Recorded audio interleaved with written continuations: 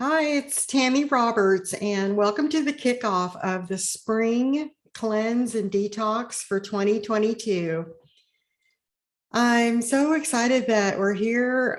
We have about 12, I think there's 12 or 13 people enrolled, and tonight live, I think we've got 4 of us on here. So I know a lot of people are going to watch the replay. But let me just go ahead and share my screen and get right into this.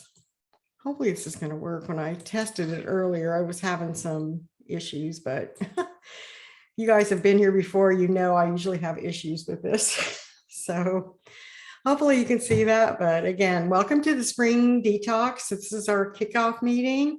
It's March 29th, 2022. And I'm happy to be on this journey. I'm going to be doing this with you. I'm a certified functional nutrition counselor, helping my clients, mostly women, improve their health and just create better lives. So the goals for this program are clearer skin, less bloating, better sleep, higher energy, easier weight loss, and just happier mindset. And so the very first thing you want to think about is write down three or four of your goals for this program, because everyone's different. If you think about that at the beginning, then you'll know if you're heading that way or not. And I'll also be able to help you, and the folks in the group can also help too.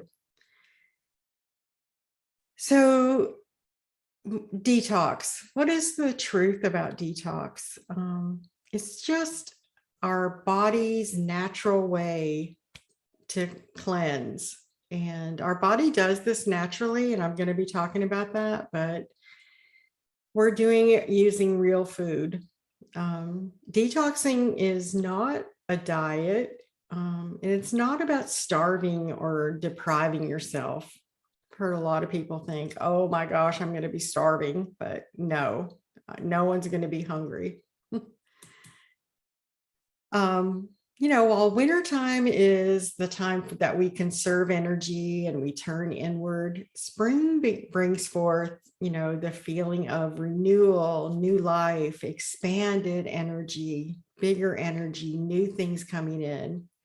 In traditional Chinese medicine, there's an organ associated with each season. The spring is all about the liver and the gallbladder. The liver and the gallbladder work in harmony. And I know there's a lot of people in this group that have had their gallbladder removed, but that's okay. The energy of that is still there, and your liver is doing a lot of what the gallbladder used to do. So they work in harmony to support, a strong immune system, balanced moods, and a healthy digestion. And as you rid your body of toxins, you're going to feel cleaner, lighter, more focused, and your mood will balance as well. So detoxing during the spring, again, Chinese medicine holds that each organ is associated with an emotion. And I believe I talked about this during the fall detox that we had too, but the emotions associated with your liver are generally anger, and resentment is actually linked to the gallbladder. So sometimes when people are cleansing their liver and their gallbladder, some of these emotions may come up. So nothing to be alarmed about. It's just kind of, saying this just in case it happens to you. You'll be like, oh, wow. So if you found yourself feeling like irritated or angry, this detox should help you be able to release those blocked emotions, because within a day or so, you're just actually all of that will be gone, and you're really going to feel amazing. And you're just going to find a sense of peace and calming, I should say. Allowing emotional toxins to arise and then release them during this program is just as important as the physical side of the detox. the emotional detox is just as much. One of our detox areas is our mind. We've got to let stuff go. So if you find emotions that are coming up, give yourself space. I mean, just sit with it and journal it. Take a hot bath, go for a run or a walk, or just talk to your trusted friends or reach out to someone in our group. We'll be happy to just listen for a while. The spring is about letting go of the old and allowing for a fresh start. So the liver and the gallbladder, again, every season is associated with the different organs. Liver and gallbladder is spring. The liver is responsible for filtering and neutralizing harmful substances in our body. You've heard me talk before that the liver filters all of our blood in our body every 3 minutes. And as the blood's going through, it's filtering it to create, it changes it into water soluble toxins. Most of them are water soluble so that we can excrete them through our urine and our poop. So the liver and the gallbladder work in harmony to support a strong immune system, balanced moods, healthy digestion. Bile is produced by the liver and stored in the gallbladder. A toxic and overburdened liver leads to an impaired release of bile from the gallbladder, which affects the breakdown of fats and overall digestion. You probably remember from Sugar Mastery that we actually use a lot of coconut oil because coconut oil is not processed. It's not emulsified with bile. But bile is also what carries our toxins out of our digestive tract through our poop. So we want a lot of bile and we want it to be moving. It has to keep moving. So I'm just going to talk about the program and overview of the program and what's to come. So phase 1. This program has 3 phases. Phase 1 will start tomorrow. Phase 1 is the first 4 days of the pre-detox. And it begins by eliminating some foods, preparing your mind and your body, and easing into the program. And I don't have any pre-prepared meals on this, but this is when we're going to start cutting down on sugar. This is when we're going to start having our lemon water in the morning. I'll talk about more of that in the next slide, but phase 2 is the next 7 days. It's the actual detox where we eliminate certain foods that are highly allergenic in a lot of people.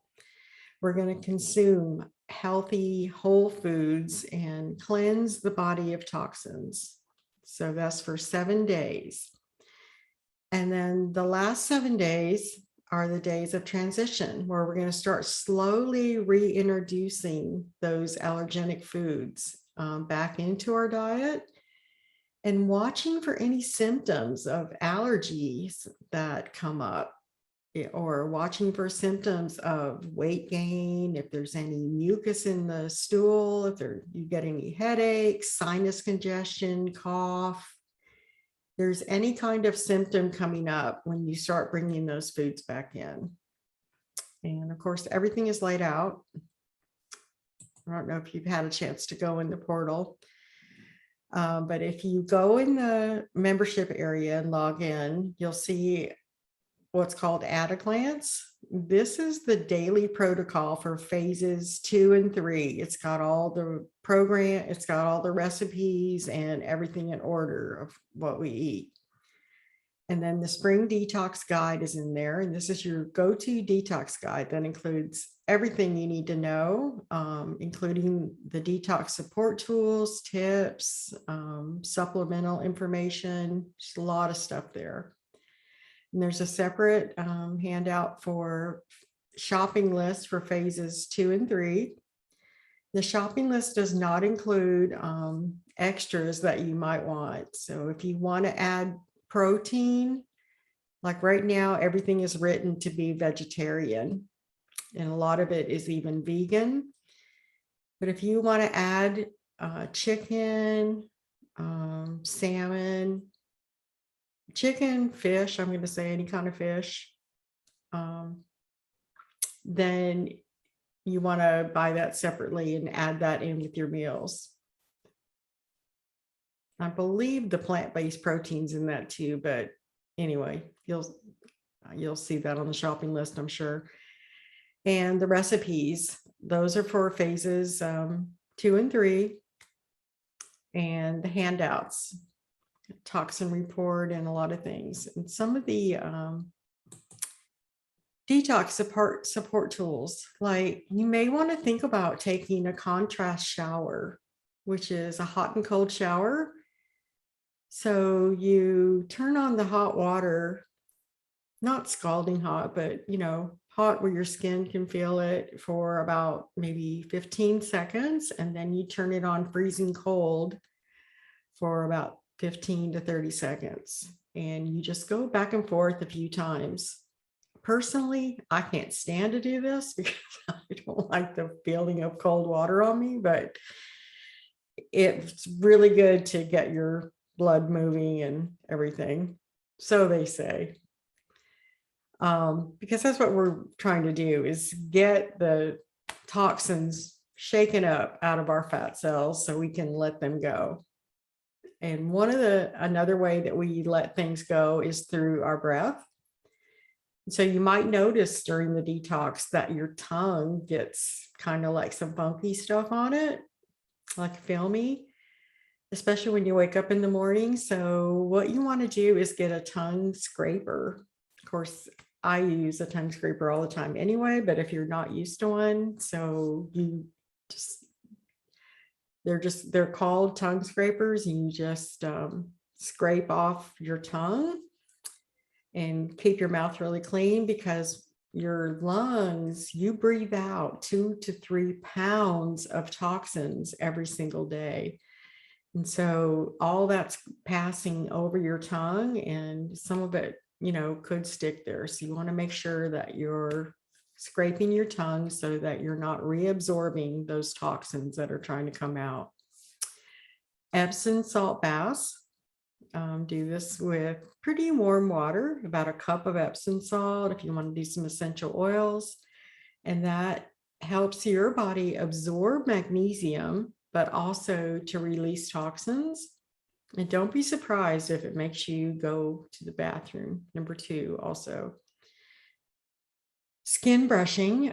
So before you take a shower, you just get a little skin brush. And there's a video in the Facebook group, but you brush towards your heart, like up your arms, up your legs, and you flake off that skin, because your skin is your largest detox organ. So the skin brushing just kind of helps that along. And there's some other things in the detox guide.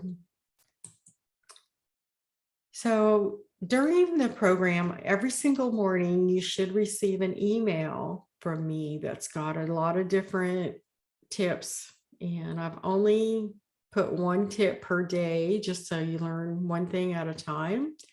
But we're going to be talking a lot about your gut health and probiotics, because that's really what could mess up our natural detoxification. If we aren't absorbing our nutrients properly, it just messes up everything else along with that. So the health of the gut depends on good bacteria, and the good bacteria is known as the probiotics.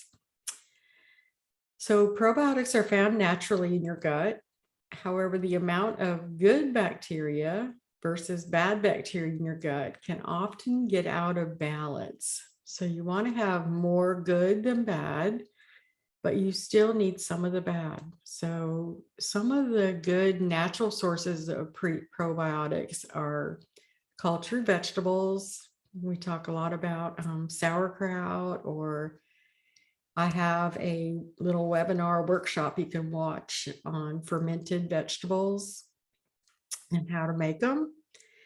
Coconut water, kefir, coconut yogurt, coconut milk yogurt or kefir, inner eco probiotic drinks, body ecology, bubbies, cultured vegetables, cultures for health, fermented foods, and kombucha is okay if you don't have a sugar problem. It can be really sugary and it can make your sugar too high if you're dealing with trying to lose weight. You probably don't want to go for the kombucha. But there's also a lot of probiotic supplements, at Amazon, health food stores. I have an online dispensary where the one that I like two of them. One of them is the Garden of Life probiotics, the vaginal formula, because it has 38 different strains of probiotics. And it's got more than any of the other ones that I've seen that are at a reasonable price. And so it just, the more strains that you have, the better chance it's going to be to, get that gut imbalance. You can get those for 20% off at my online dispensary at yourvitalitynetwork.com. And there's a couple of other ones that I like because they go past your stomach, so they're not getting dissolved in your stomach, and they'll break up in your small intestine. So I'll email you about those. Or if you have questions, just let me know. So protein and detox. I know that a lot of people, and I get this too, that they're just feeling exhausted. And sometimes, even the thought of a detox can make you feel like, oh, I'm so tired. I just can't motivate myself to do this. But protein is one of the things that can really boost your energy. So definitely, make sure that you're getting enough protein. I mentioned already that the recipes are written either vegetarian or vegan. So I just want to, make sure that that you're supposed to be adding protein to these meals. Either chicken or fish would be the cleanest ones. So, definitely add protein to every meal. And I would say that you probably need, 3 to 5 ounces or so, because you don't want to overload on protein either. And you also want to make sure that you're not losing any muscle mass or any energy. You don't want to feel worse. So you definitely want to make sure you're getting enough protein. And we're going to be using plant-based protein powders also. So be gentle with yourself. This is not a marathon. This is about self-love, self-care, and taking time to meditate, be calm, and do the physical detox tools, and just make this a time to love yourself and reconnect with what's important to you, reconnect with creativity, and enjoy it. Just have fun with it. It's not something to beat yourself up with. It's actually meant to be a time for you to show yourself self-care and self-love. So let me turn this off, and hopefully I didn't lose everybody. Oh my goodness, this thing is going nuts. So, okay, so do we have any questions or anything? I want to mention too that, sorry, my nose starts itching. I want to mention too that Courtney is going to be helping me moderate. Oh, she has a question too. Can you start if you're sick with a cold? Well, it would actually be amazing to start if you're sick with a cold, and I want you to double up or triple up on your vitamin C. Definitely saturate yourself with some vitamin C, and you'll actually feel even better if you do have a cold. And I think it'll go away faster. So Jamie, do you have a question? Yes, ma'am. Okay, so you said to add protein. Do we do that throughout the whole thing? Are we supposed to be taking that away also, or not that at all? You are supposed to be adding protein. So add about 2 or 3 ounces of protein with every meal, which would be like chicken or fish. And if it has protein powder already in the recipe, then you don't need to add any. And then I think on the transition phase, we also try adding some eggs back in, which would be a protein. Does that make sense? She's back on mute. Let me turn off the recording. Okay, I got a thumbs up. All right. If So I can ask a quick question. This is Courtney. Hey, Courtney. Hi. Just a quick question. So what type, you said, when we're adding back in food, what type of, I guess, allergic reactions would we look for, like bloating, or I know you said headaches and things like that. Is there specific things we should be looking for? Well, the most common symptoms that come up with those foods are headaches, bloating, of course, rashes, skin irritations, coughing, sinus congestion,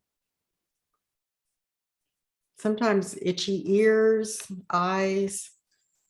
People feel like they have a lot of seasonal allergies when it's actually a food allergy.